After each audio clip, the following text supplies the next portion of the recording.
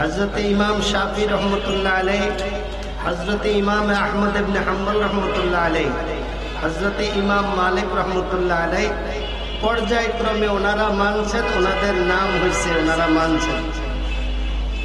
পীরদের জগতে আসেন, হযরত আব্দুল কাদের জিলানী রহমতুল্লাহ আলাইহি একজনই হয়েছে। পর্যায়ক্রমে যারা দ্বীন প্রচারের জন্য দুনিয়াতে কাজ করছেন ওনাদের নাম আমরা সবাই কমবেশ জানি।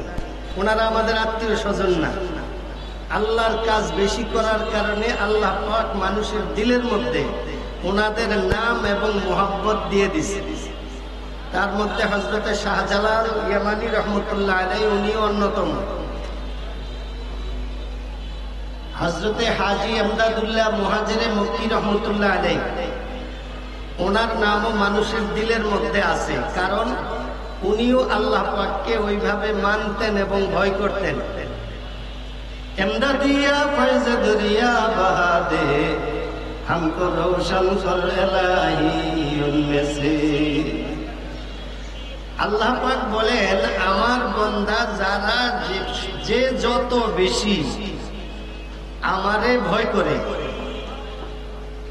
তাদের যত বড় বিপদে হোক আমি তাদেরকে বিপদ থেকে উদ্ধার করি।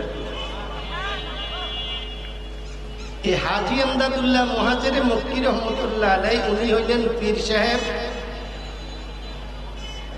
হযরত কাসিম নানতবী রহমতুল্লাহ আলাইহি, হযরত রশিদ আহমদ গঙ্গুহি রহমতুল্লাহ আলাইহি, হযরত আশরাফ আলী থানভী রহমতুল্লাহ আলাইহি।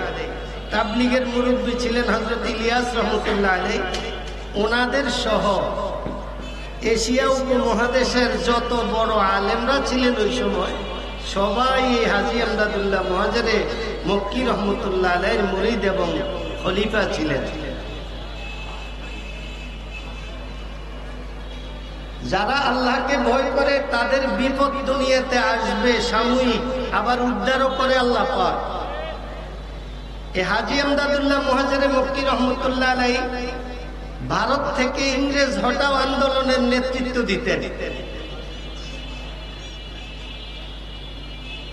ইংরেজরা কোনোভাবেই কুলাইতেছিল না যে কিভাবে এটা পরিচালনা করে, কে করে, এটার আগাগোড়া বিশ্বাস পায় না। তখন কিভাবে শুনলো যে এমদাদুল্লাহ নামে একজন লোক আছে মুসলমানের, এই লোকটাই এটার নেতৃত্ব দেয়।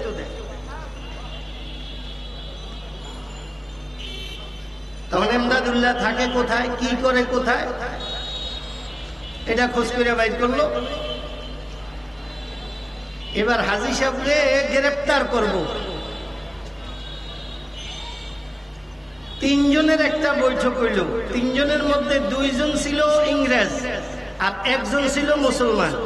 ঘটনাক্রমে ওই মুসলমান যে উনি ছিল হাজী সাহেবের মুরিদ।